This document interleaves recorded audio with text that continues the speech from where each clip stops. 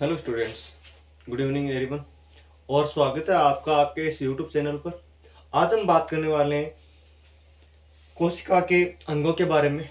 हमने दो अंग पढ़ लिए थे, कोशिका भित्ति और कोशिका झिल्ली। आज हम पढ़ने वाले हैं माइटोकॉन्ड्रिया, या इसे कहते हैं, दूसरा नाम है सूत्रकणिकाएं। क्या कहते हैं इसको? सूत्रकणिकाएं।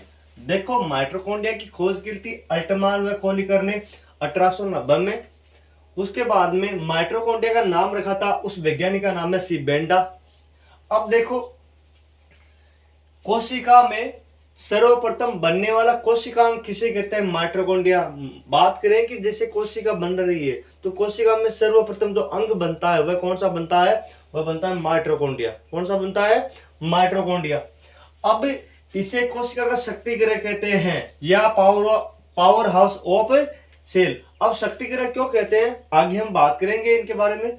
उसके बाद में इसे कोशिका का ऊर्जा घर भी कहते हैं। और यह दोहरी झिल्ली युक्त कोशिकांग है। कौन सा? दोहरी झिल्ली युक्त कोशिकांग। झिल्ली युक्त कोशिकांग कैसे है वो देखो। ये रही, ये माइटोकॉन्ड्रिया है। एक झिल्ली ये रही और दूसरी झिल्ली ये रही, यानी इसमें जो झिल्ली होती है वह दोहरी होती है आईवास में, इसलिए कहते हैं इनको। और इनके पास स्वयं का आनुवंशिक पदार्थ डीएनए होता है। अब देखो, आनुवंशिक पदार्थ क्या होता है? आनुवंशिक पदार्थ जो पीढ़ी दर चलते हैं, पीढ़ी दर चलते हैं, वो डीएनए वो होता है। कौन सा होता है? डीएनए। डीएनए का पूरा नाम है डीऑक्सी राइबोस न्यूक्लिक अम्ल। आईवासन में ये डीएनए होता है जो आनुवंशिक पदार्थ। माइटोकॉन्ड्रिया में आनुवंशिक पदार्थ कौन सा होता है? डीएनए होता है। उसके बाद में इसमें राइबोसोम्स उपस्थित होते हैं। अब राइबोसोम से देखो, राइबोसोम्स के बारे में हम आगे पढ़ेंगे, इसमें अच्छी तरीके से पूरा डीपली पढ़ेंगे। अब आगे देखो, इसका कार्य क्या है? यह कोशिकीय श्वसन का कार्य करता है।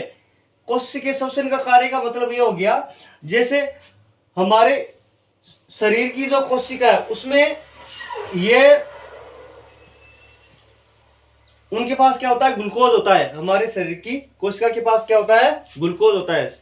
ग्लूकोज होता है, वह ग्लूकोज बाहर से ऑक्सीजन ग्रहण करके अब क्या है, जो उसमें कोशिका में ग्लूकोज था वह ऑक्सीजन क्या करता है? ऑक्सीजन उसको तोड़ देता है। और किसके रूप में?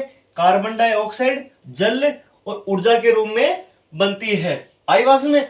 और हमारे शरीर में जो ऊर्जा होती है वह एटीपी के रूप में बनती है। किसके रूप में? एटीपी के रूप में, एडिनोसिन ट्राइफॉस्फेट। सॉरी, हाँ सही है, एडिनोसिन ट्राइफॉस्फेट, ये ऊर्जा का रूप है आगे वासन में।